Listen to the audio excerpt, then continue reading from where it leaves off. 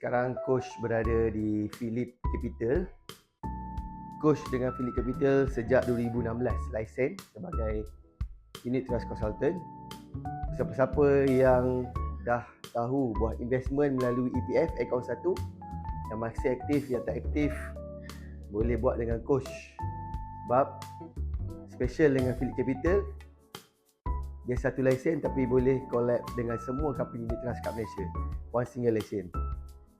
Untuk cash investment bermula daripada RM100 dah boleh buka akaun. Boleh buat regular saving di sini. So kita ada berbagai fund yang patuh syariah, yang tak patuh syariah, daripada berbagai fund house yang berbeza. Banyak contoh ni kita tengok sini. Kita tengok contoh M Invest, 15% per year. Dia punya return on average 15% setahun. Okay, ini antara lah yang kita boleh masuk. Dekat firm lagi ada. So kita ada lebih kurang 28 syarikat unit trust. So kita ada promosi untuk cash investment, untuk EPF investment, boleh DM Coach.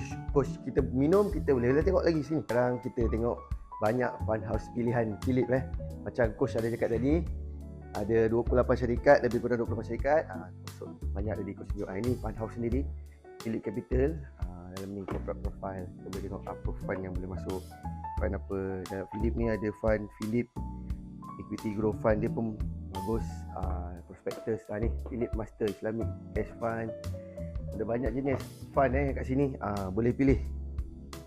RSB. Okay, daripada banyak-banyak beratus fund ni, kita akan pilih the best fund performance. Kita tengok top sale.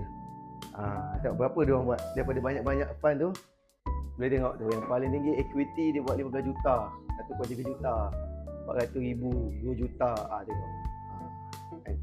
Banyak sale daripada berbagai fund house tu, fame. So siapa-siapa yang nak invest, nak diversify pelaburan anda,